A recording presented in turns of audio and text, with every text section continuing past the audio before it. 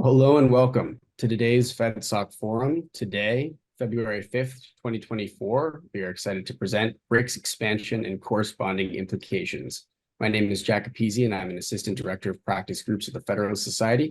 As always, please note that all expressions of opinion are those of the experts on today's call.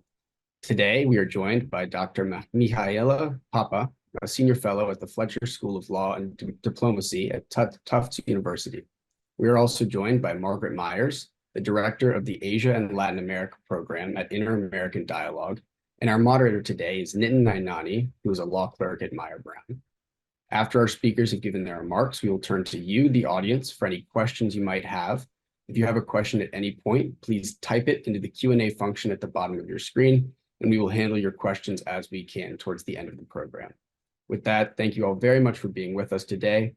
Nitin, I'll turn it over to you. Thank you, Jack, and to everyone joining us this afternoon, welcome. I'm excited to host today's discussion on BRICS expansion and the corresponding implications. Just last week, 5 countries confirmed they're becoming part of BRICS, joining Brazil, Russia, India, China, and South Africa. Now, the ones I just named, collectively the BRIC nations, had been flagged as future growth economies back in the 2000s, but since then some of the fanfare around BRICS has fizzled. With this latest round of expansion, the group has regained momentum and is back in the news, and it now represents 42% of the world's population and more than 1/3 of the global GDP. Today's panel will start with background on what exactly is BRICS, and then we'll talk about the expansion more specifically, followed by the ramifications for BRICS, its members, the United States, and the global arena. So I'll start first by introducing our distinguished guest, and then we'll get into directed Q&A. Just to reiterate what Jack said, audience members are encouraged to leave questions in the Q&A box. If your question lines up with ones that I'm asking, I will try and incorporate it during our structured questions portion, but if not, I'll make a point to get to it afterwards. Now, without further ado, I'm honored to introduce today's guest, Dr. Mihaela Papa and Professor Margaret Myers. Dr. Papa is a senior fellow at the Fletcher School of Law and Diplomacy at Tufts University, where she has co-founded and led the Rising Power Alliances project and served as faculty in sustainable development and global governance. She started her BRICS research as a postdoctorate fellow at Harvard Law School and a visiting scholar at Fudan University's Center for BRICS Studies. Her recent publications analyze BRICS convergence and BRICS-US relations, whether BRICS can de-dollarize global finance, and BRICS resilience.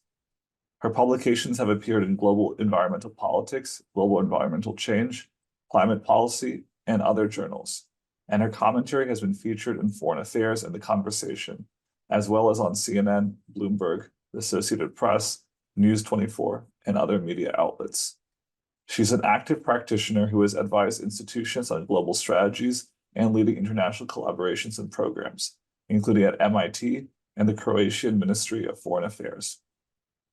She has served as a consultant for the US government, the European Commission, and the International Institute for Sustainable Development.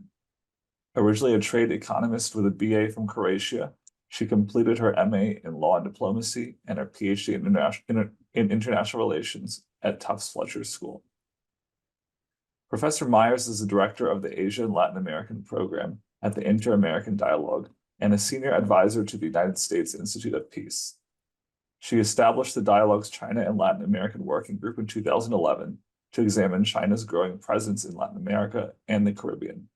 Professor Myers has published numerous articles on Chinese leadership dynamics, international capital flows, Chinese agricultural policy, and Asian Latin American relations, amongst other topics. She has testified before the House Committee on Foreign Affairs, the Senate Finance and Foreign Relations Committees, and the U.S.-China Security and Economic Commission on the China-Latin America relationship. And she's regularly featured in major domestic and international media, including The Economist, Financial Times, New York Times, Wall Street Journal, and the BBC. Before arriving at the Dialogue, Professor Myers worked as a Latin American analyst and China analyst for the U.S. Department of Defense, during which time she was deployed with the Navy in support of the Partnership of the Americas. She has also served as a faculty member at Georgetown University, the George Washington University, and Johns Hopkins SAIS. Professor Myers received her bachelor's degree from the University of Virginia and conducted graduate work at George Washington University, Zhejiang University of Technology, and the Johns Hopkins University Nanjing University Center for Chinese American Studies. Mihaela, Margaret, thank you both for joining us today. Thank you. Thank you so much for having us. So I'd like to start off today's conversation with you, Mihaela. And I'd like to, first of all ask, what exactly is BRICS? And in answering this, could you perhaps draw on the relevant history and then trace how things have evolved or changed alongside broader global trends or shifts? Certainly.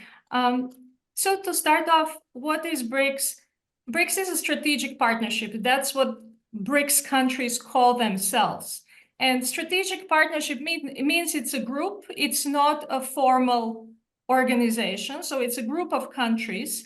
And these countries are in an informal setting, and they are coordinating policies. It's strategic because it requires strategic engagement, which means that they have a certain mission.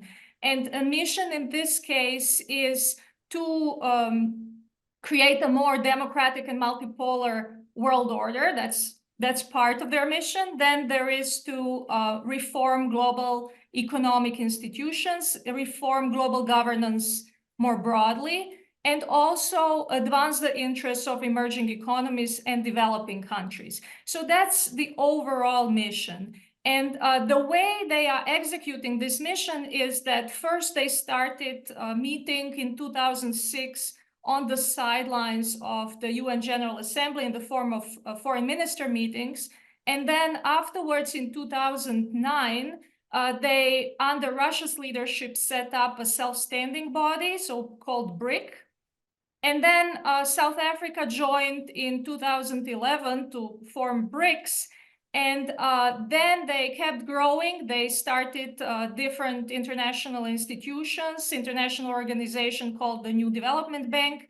And then, as you introduced initially, we see the second expansion of BRICS to these new countries, new 5 countries. So basically the doubling of membership. So just to kind of condense this a little bit, what sort of framework do you think is most appropriate for understanding BRICS then? Ultimately, is it a partnership? Is it an alliance, a consensus, or a forum? And how would you, summarize it up then? So maybe to visualize it, it's like an iceberg where the part that's visible, most visible, are the summits of leaders that produce joint declarations. But then there is this trans-governmental cooperation. There are working groups, there are strategies, action plans. There is intergovernmental cooperation. There is people-to-people cooperation among think tanks, academics, business councils, and so on. So maybe if people are more familiar with like G7, so that is a very similar format to G7. But G7 does not have this like extra international organization body. So basically, we are talking about cooperation on very many issues. Just to give you an example, Russia will hold now during its presidency 200 different events where people of different professional capacities will meet, ministers, officials, and so on. So it's a very broad and wide cooperation, working on very many different issues in a coordinated manner.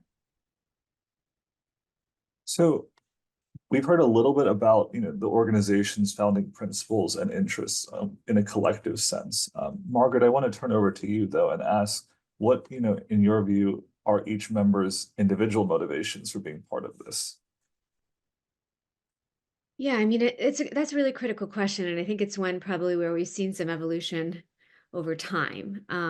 As was pointed out at the beginning, this is a sort of grouping that's been in place for a number of years now, and I think the original, motivation was first of all to capitalize on this notion of the growing importance of emerging economies, which is still, quite critical, even though some of these emerging economies that we were speaking about several years ago, a decade ago, right, have lost some steam in recent years, as you mentioned, Ethan. But so that, I mean, there was this sort of natural momentum that sort of brought these countries together and created a platform for more in the way of potential cooperation on what at that time was shared interest, just as Mihaela has mentioned, right, in addressing what I think all perceived at the time as a sort of over-reliance on the dollar or dollar dominance and some of the challenges that can present certain countries. Also a disproportionate reflection of developed country interest in international organizations, again, as was mentioned. And also, just a sense that the interests of emerging economies and of the global South in general, right, were not being well represented, whether in international organizations or not. I think that continues in many ways to be the thrust, right, of so much of what we heard about during the previous forum in South Africa, right, and what we continue to see sort of being referenced in formal speeches and remarks made during these fora and in reference to the BRICS by member nations. But there are major areas of divergence as well, right? Not necessarily as concerns interests within the BRICS configuration, right? I think there's some consensus about potentially where to head. Maybe there are some countries that are more interested in a common currency than others, for example, or that will even mention a common currency. There are some that will be much more, I think, forthcoming about their concerns about U.S. dominance in various forms, right? But especially in the financial realm than others. But there is this general consensus that some of these issues are worth, continuing to pursue and continuing to discuss in fora across the board. Where you see the most divergence is at the bilateral level frequently, right? I mean, just areas of ongoing tension, right, between existing members, tensions about actually this notion of expansion, right, the doubling, right, that we were talking about, who should be included, who should not be included, ought the BRICS to expand at all, and if it does expand, what are the implications? Certainly, this was not something that everybody agreed on, and and this I think played out in very interesting ways in the announcement in Johannesburg. You've given us a lot to work with there, but I do want to hone in on a couple points. Not all of the countries' economies have experienced the same growth within the organization. For example, China being an outlier here. How has that sort of imbalance affected the organization's dynamic, if at all? My perception, I'd be very interested in what Mihaela has to say about this. Is that in many ways, this is not a Chinese organization by any means, right? This is a configuration of 5 very different countries, now 10, right, that have wide-ranging interests. But it has been in many ways China motivated, right? A lot of this activity and even the frameworks that were developed and established initially very much resemble some of the things that China has looked to establish elsewhere, including at the regional level, for example, in Latin America. And so you see a similar framework. Again, just as Mihaela said, this is not entirely novel. Either G7 and other frameworks resemble what BRICS is trying to do too. But my sense is that China, given its economic might, right, in a comparative perspective, right, and the interest among the various members in ensuring that they have a sort of specialized access to China through this particular grouping, has motivated has sort of held this group together for a number of years now, when it otherwise may not have been have had the same sort of momentum that it has. And I think in many ways has led to what we saw in the way of disagreement about whether BRICS should be expanded and how it should be expanded, because a lot of the concerns, from my perspective, right, in watching this, especially in Brazil, for example, right, were about the prospect of expanding to others in Latin America or in other regions, right, the Middle East, for example, and what that would mean in terms of the amount of input, the amount of leverage, the amount of influence that the existing members would have within this framework. And especially as concerns access to China, right, which is a very big part, I think, of this and motivates a lot of this activity. Mihaela, did you want to add anything to that? I think I definitely agree with the points raised. I think it's important to distinguish between the economic aspect and the political aspect, because you can look at these countries from the get-go and saying like, oh, these are large populations, they have a lot of productivity, so we are looking at them as these like growth areas. But that's an economic argument, and then you can say yes, but like out of the 5 BRICS, actually China and India were the X that have the growth argument going for them, and the others not so much. So you can make an economic argument how these economies are going, and then of course economic growth projections change all the time. I mean, you can see with Russia that actually IMF changed the projection of Russia's growth recently, given how Russia's economy is going. So, but the other part is the geopolitical argument, and basically the fact that yes, there are instances where China seems to have extra power within BRICS, but then the question is, can it actually exercise that power? And what we've seen in our research in the Rising Power Alliances project, we were tracing what are actually issues that China proposed and how well it did on them. And one area is China from the get-go wanted a free trade zone, and it didn't go well. It like other BRICS didn't pick it up. Or even now, if we look at expansion, China proposed expansion in 2017, so it took it like 6 years to get others to buy into the idea. So there are 2 reasons for that. One reason is that yes, China is powerful, but that's also for some countries disconcerting, because you know, if you open your entire market to China, what happens then? And with the free trade zone, it depends on the issue where China can actually exercise influence and where it can't.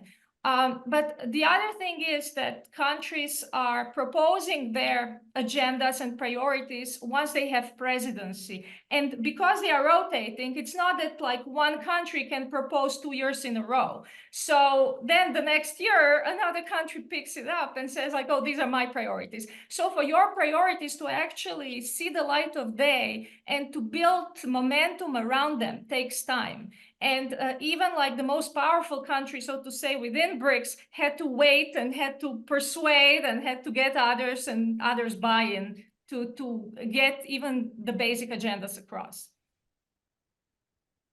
I think you touched on something that I want to ask a little bit more about, whether, I mean, you touched on particularly, you know, China and India as, you know, kind of the, you know, examples of, you know, economic growth. Margaret, back over to you. In some ways, it seems odd even that China and India can coexist in such a group, given their bilateral issues. And in India's, you know, as far as, you know, geopolitics go, India's own concern about China's global influence. What does this then suggest about unity within BRICS and really the organization's, you know, decision-making ability? Since from what I understand, each member state has, you know, veto power. Right. I mean, this is indeed a critical question, right? And the institution as itself, right, in its own right, or if not an institution, the configuration or the bloc in its own right is in many ways a test of the resolve of, you know, of global South leadership or of major global South nations to meaningfully or measurably change the status quo. And so, I mean, I think these are the metrics by which we will be measuring success as the years go by, right? There's a lot of discussion. There are points of consensus. There is a lot of interest in doing various different things, but what actual, you know, outcomes or deliverables will we see from the BRICS? Aside from, of course, there's the bank, and there are efforts through that are very quite concrete, and then a few other meetings that will have concrete outcomes as well. But this is in itself a constant test of the resolve of 5 very different and now 10 very different nations to do something all together. As concerns, China and India, we're all aware of the tensions there, the political tensions there, the security related tensions there, and they have played out, I think, within BRICS, in that we have seen absolutely some very considerable disagreement, if not voiced particularly publicly, at least through pronouncements of what and how the group should advance. And specifically, for example, as was mentioned, China's been pushing this notion of expansion for a very long time, and India has not necessarily rejected the idea, but has put certain conditions. I mean, most recently, it was understood that Modi had mentioned that, expansion was possible, but only to countries that met a certain GDP threshold, right? But also were not facing international sanctions, and that would have precluded Iran, which is not, as I understand it, something that China wanted to include as criteria. And so you see these points of division, which are, a reflection of very different viewpoints, right, as concerns what constitutes a sort of eligible and responsible member of BRICS and what does not. And is it based purely on economic criteria or on other criteria, right? So, and of course, the China, India, I think probably some of the issues that, if we're using the iceberg analogy, right, these divisions, I think, run much deeper under the surface in sort of, sidebar conversations, whether as concerns membership or the issue of a common currency, or if we're talking about using member currencies, whose member currency and how to go about doing that in an effective way. And then there's always a strategic dimension to a lot of these things as well. And as we know, India is part of the Quad. And so, there are these natural tensions that are going to come present themselves in any sort of conversations that these organizations have. Kyla, over to you now, and I was hoping to, get a sense of where you would situate BRICS relative to other multilateral organizations or groups. So I'm, referring here, of course, to the Quad, which Margaret just mentioned, but also the United Nations and the G7. So maybe to follow up on Margaret's point, when we look at BRICS, it operates like UN. If you are in conflict, you still come to the UN. So they have this practice internally that they don't want to touch each other's red lines. So if there is something they disagree about, they do not touch it. They just talk about things they agree on and then build on things that they agree on. In terms of, when you look at where it fits, we usually look at formal organizations, which are those that are based on a formal treaty, have a secretariat. If it's international organization, there is a building you can enter. So compared to that, so that would be the UN example. But compared to that, BRICS is informal, which means there is no secretariat. So it is a rotating presidency model. So it's like a symmetry model. And it is in a way like Quad in terms of informal institution, but it's more hybrid. It's much more, it's much deeper in terms of the issue areas it covers and how deep it covers them. And it also has this attached, in a way, BRICS-led new development bank. So it would be, in terms of the type of institution, like Quad, like in India, Brazil, South Africa, trilateral. But in a way, people would argue, even within and outside BRICS, that it has developed into a life of its own, that it doesn't look like anything else at this point in this current stage of development. So to that point, then, is BRICS, is BRICS trying to offer an alternative platform to these other organizations, or is it, pushing for greater reforms within the international institutions such as the United Nations?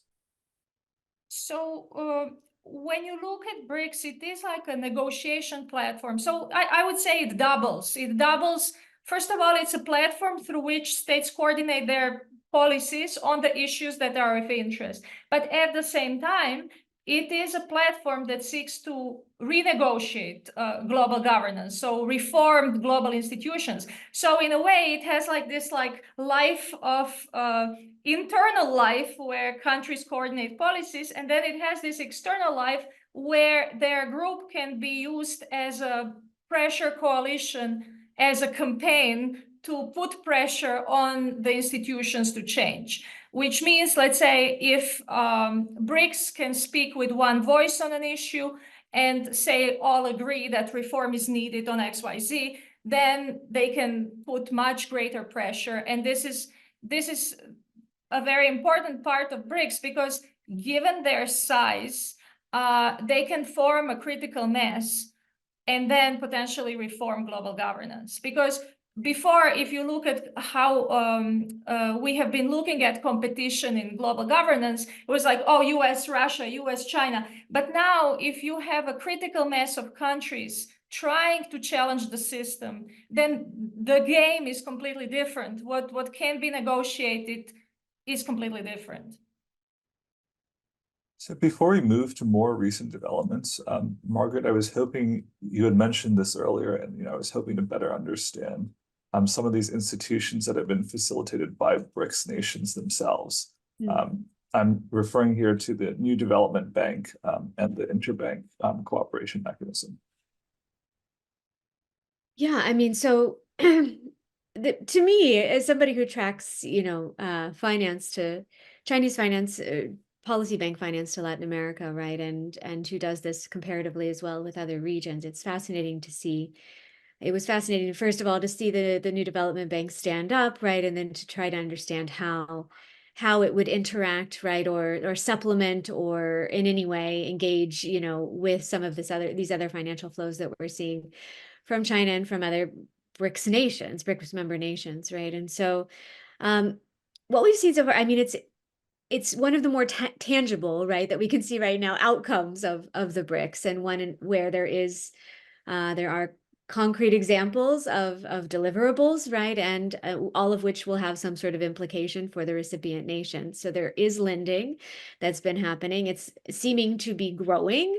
Increasingly, we're seeing this interest in, currency, in avoiding denominating loans in US currency being articulated through the New Development Bank. And we see loans being denominated in member currencies, predominantly the renminbi, but others as well.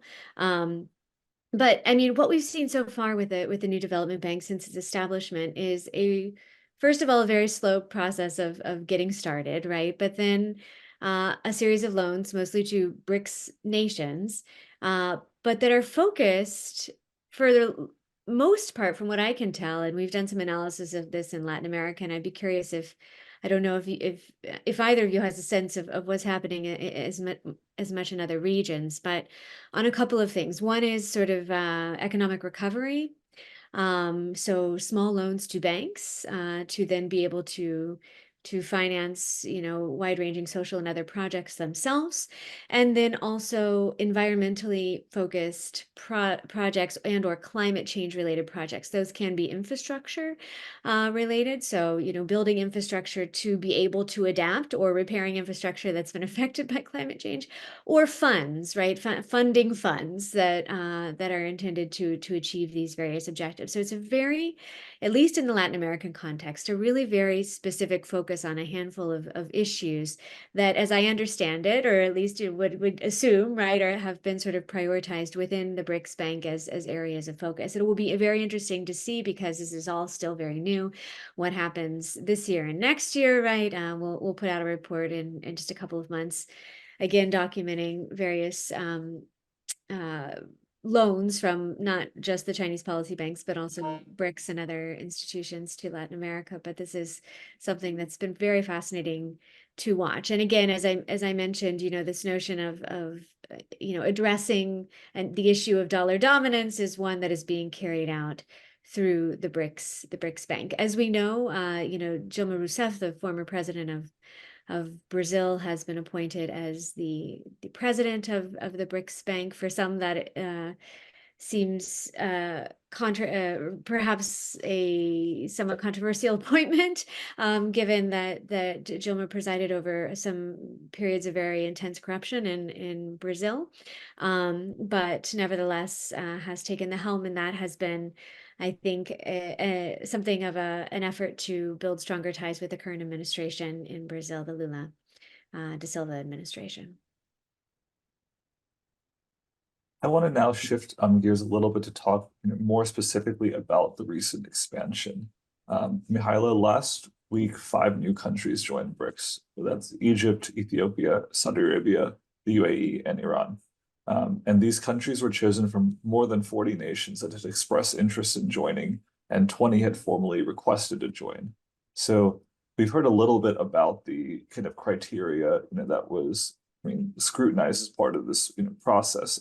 But my question is, why these countries specifically?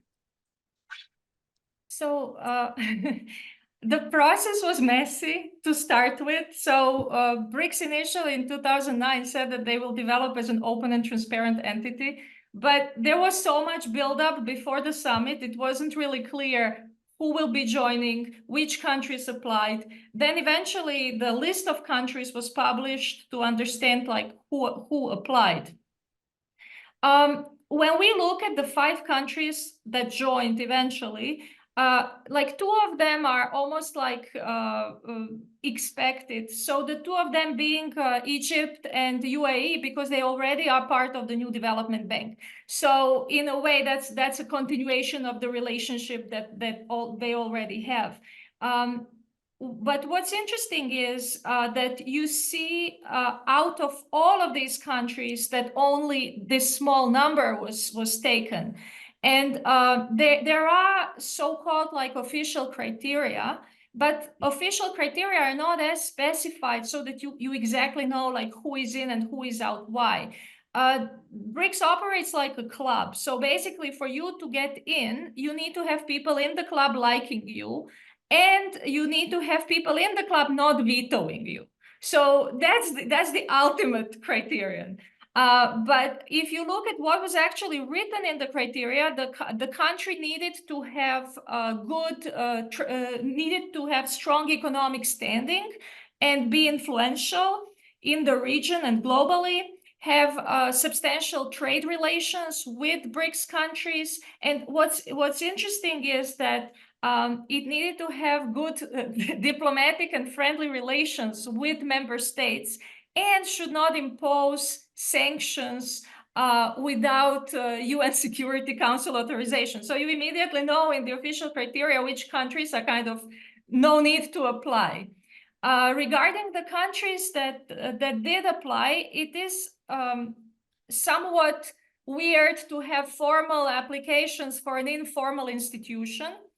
And then you have these formal applications, but when you look at which countries got in, there is the geographical representation. So in terms of who got invited, there is this component of all of these countries are important trade partners. So BRICS wants to develop this trade agenda, wants to develop transition to local currency. So who are the trade partners, and who are the partners who are interested in transitioning to local currencies? And of course, questions like that also in the context of energy deals. So with that would be like an overview of like those who got in. But then the question is, what happens to those on the waiting list? And I think it's also one area that people don't talk about, but who didn't get in and who didn't want to get in. And these are countries like when we think about Indonesia, for example, that would be like a completely like great case for BRICS.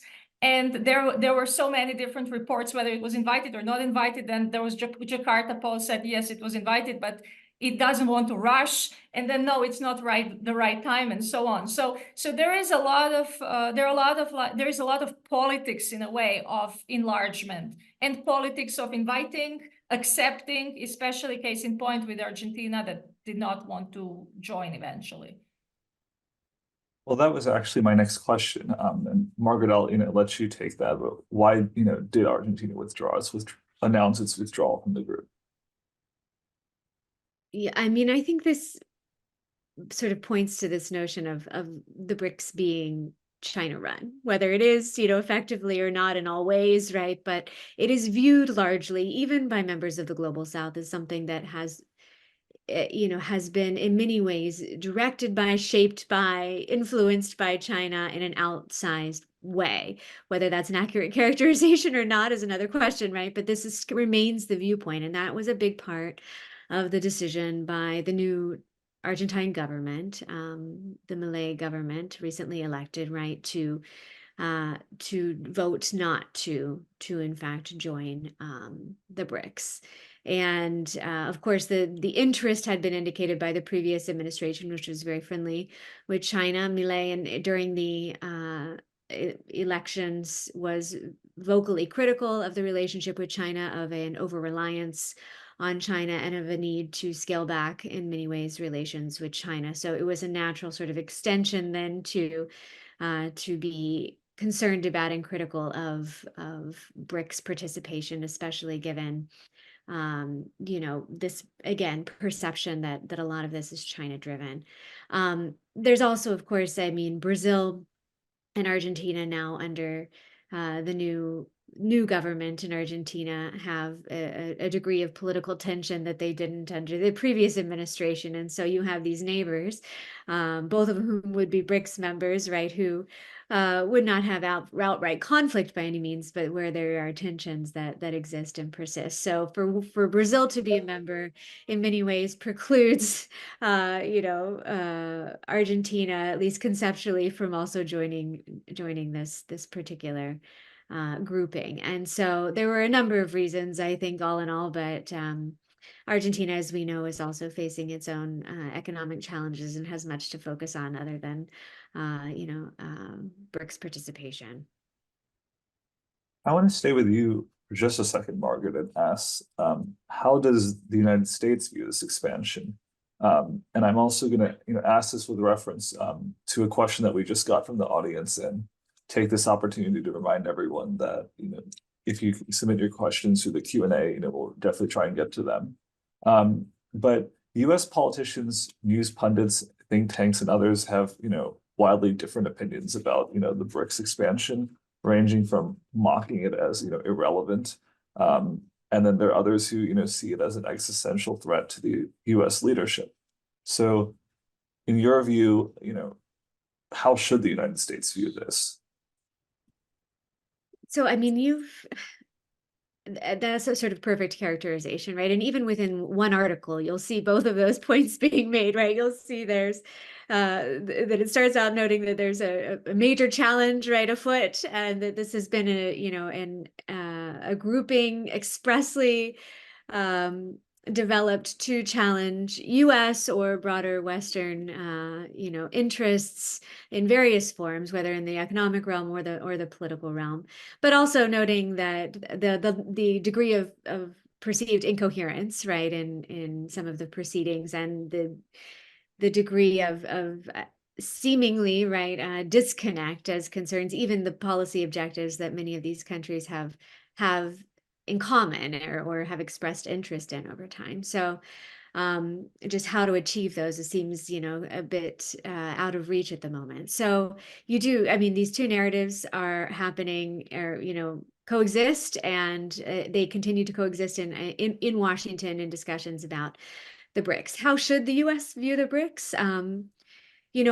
I think on the one hand, it is important to note that, the BRICS has in many ways not yet advanced some of the major objectives that it sought to advance, the more sort of concrete objectives. There has been expansion, certainly, but as concerns challenging, dollar dominance, I don't know that they've achieved much in that particular respect, and I don't know that the US needs to worry at this particular juncture, right, about the dollar, this affecting the dollar over multiple functions of money, right? The dollar continues to be widely preferred to many other currencies in that particular respect. That said, I would caution against being dismissive of the BRICS, and just because, as Mihaela has said, it serves a kind of dual function, right? And one of those is to articulate what is just a broad sort of discontent among many members of the Global South, whether they participate actively in the BRICS or not, in the way that things are being done and have been done, and the sense of exclusion from, those traditional, well-established decision-making bodies, and a sense that there are, if not alternative organizations, there is a need for platforms for these concerns to be vocalized, and that there is something of a momentum to this. And so, while one can be dismissive of sort of the technical functions, right, within the BRICS and the concrete objectives that are being achieved on a, summit by summit basis, in general, it represents something quite critical, right? And that there is this sense that the global system as is dysfunctional, and especially dysfunctional for a specific set of countries. And that is something that needs to be, I think, well understood. Hyla, did you want to add anything to that? I think that was really well comprehensively said. I think one area I would emphasize is that we need to be geostrategically aware, which means, like, I don't think that the United States can afford not to look at BRICS, not to analyze BRICS. It needs to now, basically, all of these BRICS countries, new countries, and the criteria for joining is that everybody wants to reform global governance. To reform global governance, you need the United States. United States needs to exactly know what are the areas it prioritizes, because BRICS can be a constraint in some areas, but it can also be an opportunity. So it's, if the United States wants to say, like, oh, we are not isolationist and we are not overextended, we will be just right, we will have like a third way foreign policy, then how do you basically see the areas where, how do you identify the areas? And then you identify it by looking at issues, issue by issue, by looking at UN specialized agencies. So already BRICS is forming different entity, like, has MOUs with different UN specialized agencies. So where exactly is the US strategic vision that includes BRICS and that counts on the context in which BRICS can potentially constrain its range of options? Also, if we look at like AI, for example, now BRICS formed AI study group, and that will be focused on standardization, that will be focused on thinking about governance frameworks. So there are very many issues that the US is currently engaged in where BRICS are either forming or already developing cooperation. And it's very important to understand how, when all of them come to the negotiation table, when you're looking at international treaties, when you're looking at new regulation, how basically this will play out, not only in existing institutions, but also in the new regulation that's still emerging, and where the United States has a very clear stake and interest in having it, seeing it emerge the way that reflects its interests. So I want to ask kind of very specifically then, and I'll start with Margaret on this.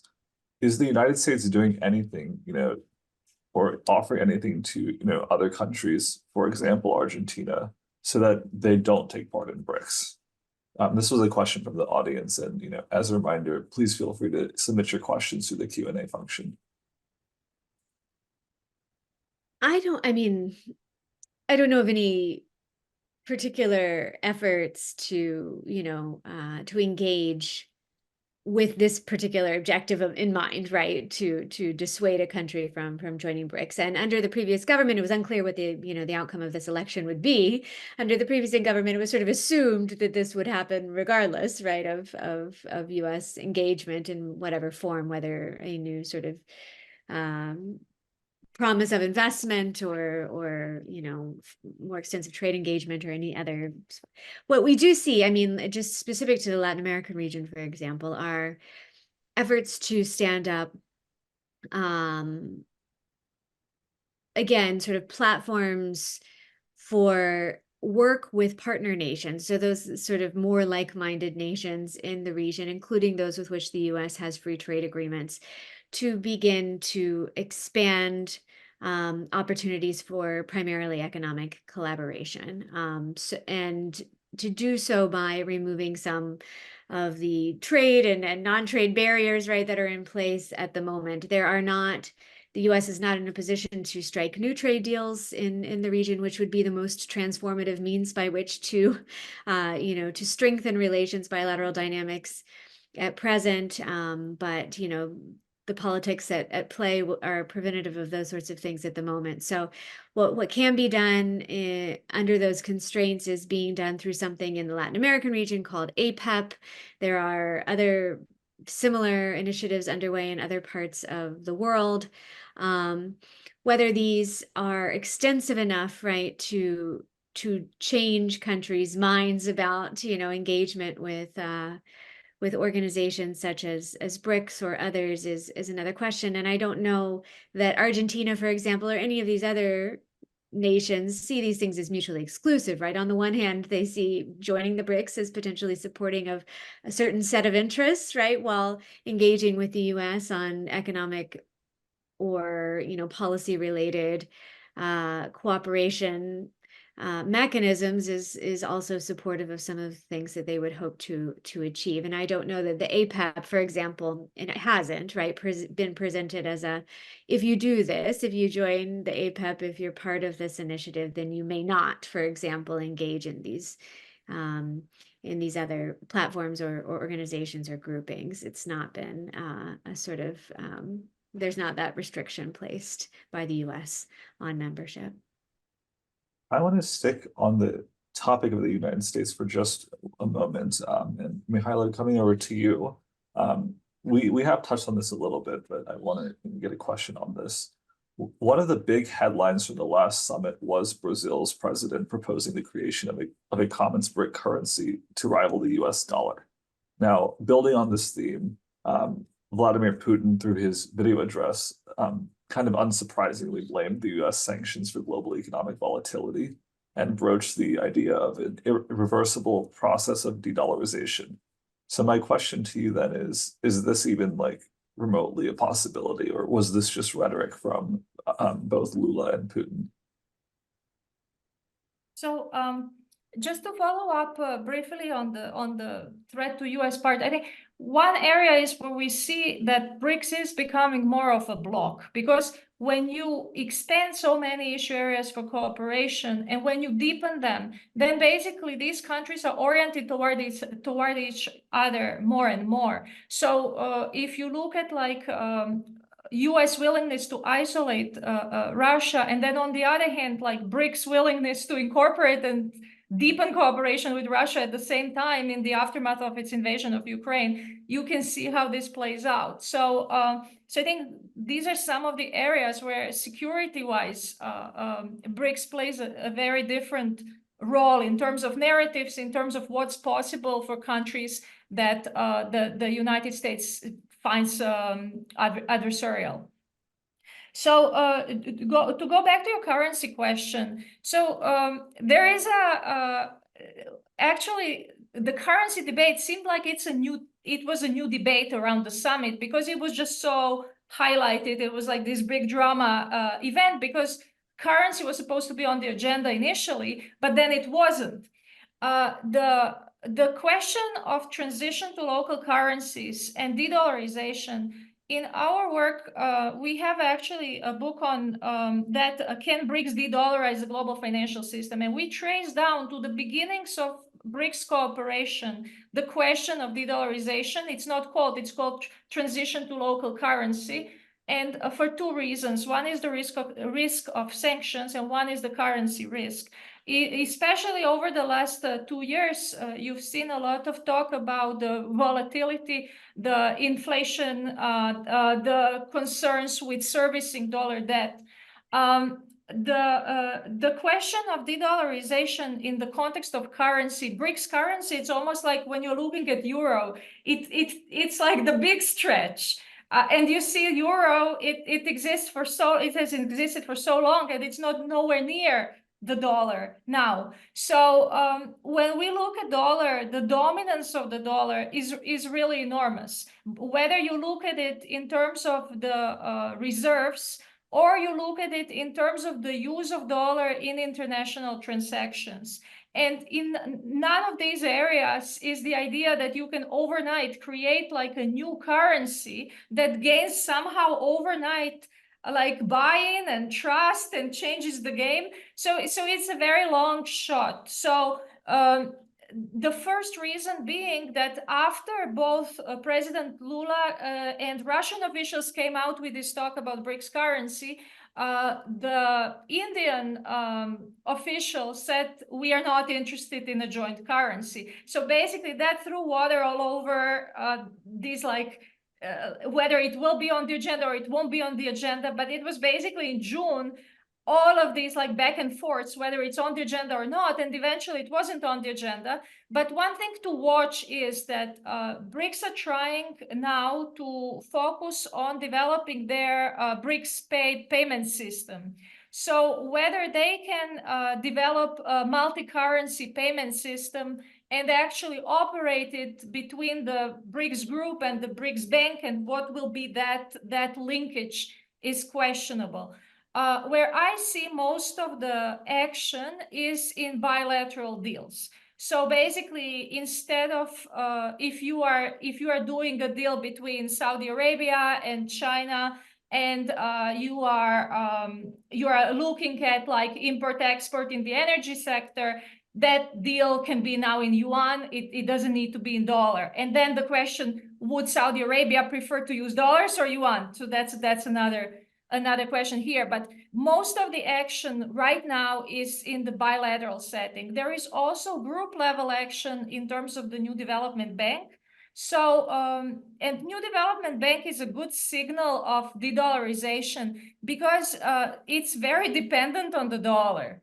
And it had de-dollarization ambition from the get-go, from the start. And it's still, if you look at the numbers, like only like 22% of the bank's portfolio is local currency. And then the new president says that she wants to increase that to like, I think 30, she said 30% by 2026, which means that you are still talking about their own institution not being able to convert. So you can see how difficult it is after like over a decade commitment to that. And aside from de-dollarization, Margaret, back over to you. What other effects do you see BRIC expansion having on the global economy? Whether that's trade, investment, or even the energy sector. Yeah, I mean, it would be very interesting to see. You'll have a better sense of this, having tracked probably the bilateral dynamics between all of these countries. But I mean, what I would look for is, on the one hand, increased, just as was mentioned, bilateral activity between the various members. In addition, and the extent to which we see major expansion of lending, if at all, right, on the part of the BRICS Bank to new members. So, an expanded portfolio there of loans, and again, for what purposes. I wonder to what extent these new members will have some say in shaping the nature of lending or those areas of focus that we see at the New Development Bank. So I mean, whether obviously there's a sort of geographic this has become a geographically heavy set of countries, right? Very, very sort of focused, and also, focused on their wealth comes from very specific sectors, right? Oil and gas are really quite dominant when you look at the entire the grouping now. And so understanding how that new configuration and the various sectors that are going to be much more formative in terms of the overall influence that this group wields will have on policy making, right, within the bloc or at the bilateral level, on the nature of trade, right, on how, if at all, trade patterns change, right, in interesting ways too, as potentially this block solidifies, as was mentioned, right? But I don't know.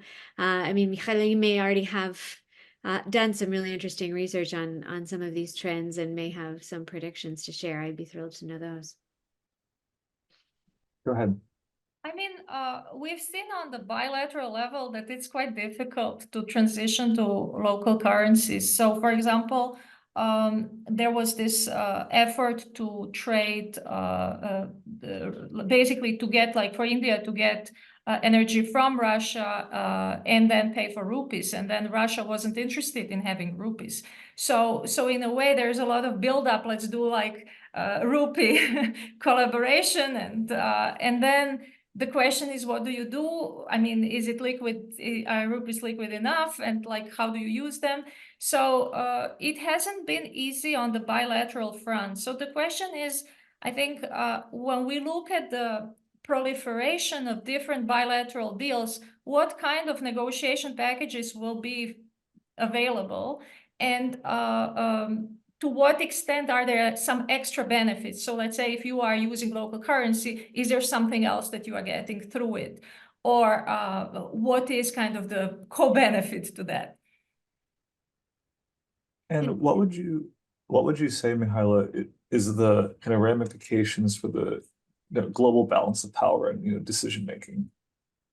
So the question of US decision making, it's the question is, are we seeing right now in a way, like if you look at the key economic data, the world looks bipolar.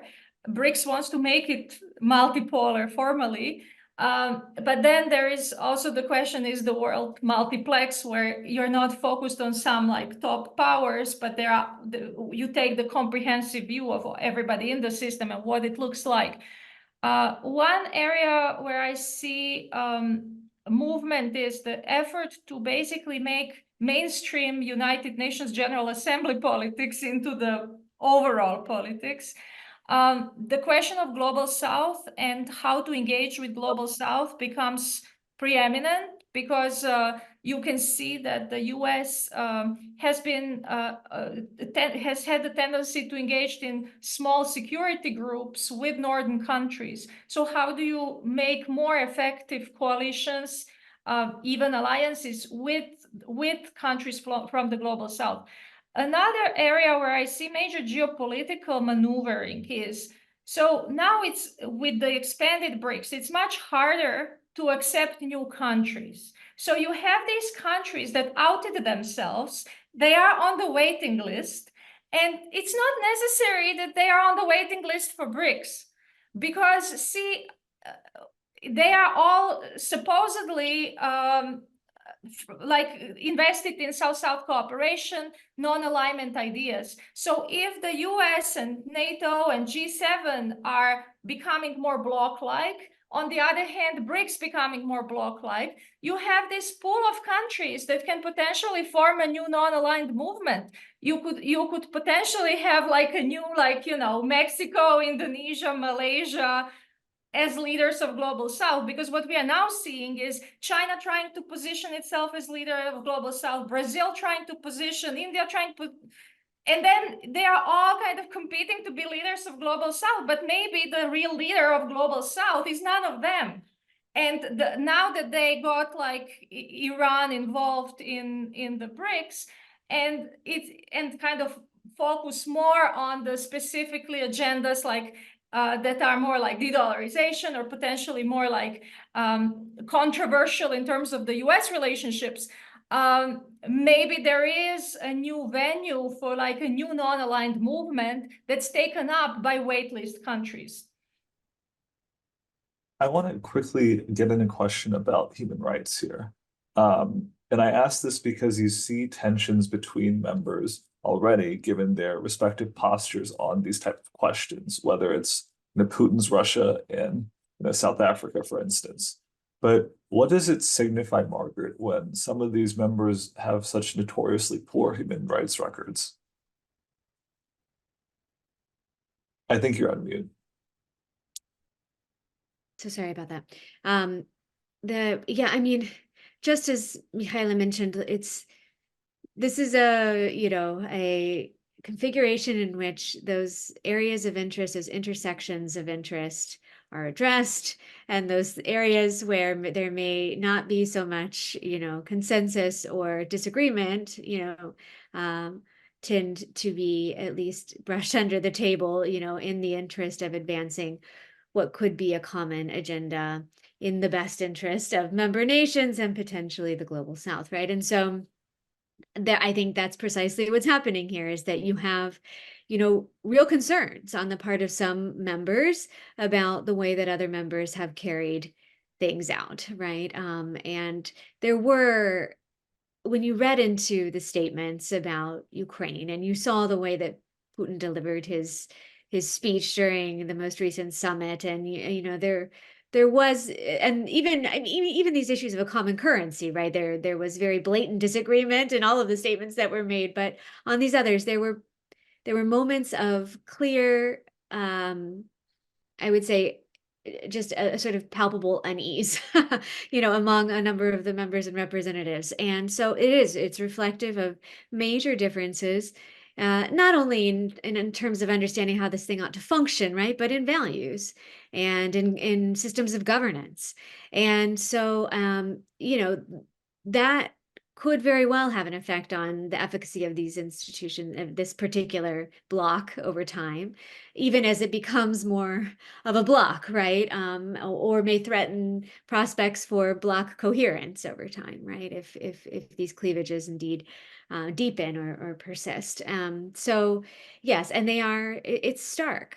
It's stark, the contrast, but you do see, or at least, initially, just as Michaela mentioned, the sort of block dynamic and the increasingly blocking of this block, right? That there is this tendency to, if not fall entirely behind members, to just not rock the boat, right? And so we saw that with Ukraine, and Russia's position there was not a formal critique, at least at first, of what Russia was doing, and a real effort to try to maintain or not muddy the waters or rock the boat, whatever sort of phrase you want to use to describe it, to keep things more or less on track.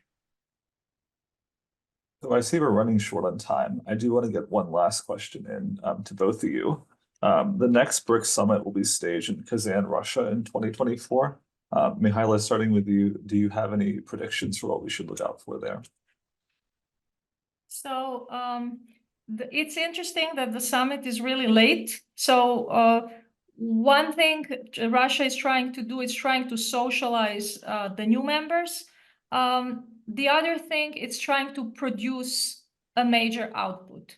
Right now, a major output means that these new members will need to align to certain agendas and then see what exactly where they want to head next.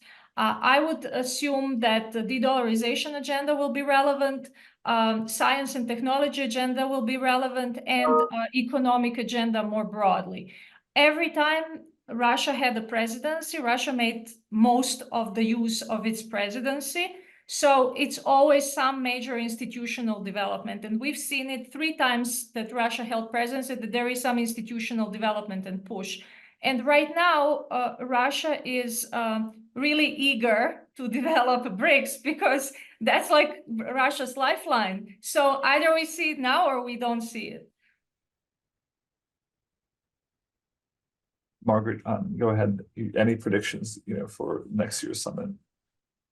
And that sounds absolutely accurate to me. I don't know that I would add anything more to it. I think we'll see a lot of countries across the globe watching how this new expanded BRICS operates, whether it's more functional or less so, whether we see more cleavages or fewer, and whether these issues of interest, that have been articulated already, advance in any substantive way. This coming year will be quite telling.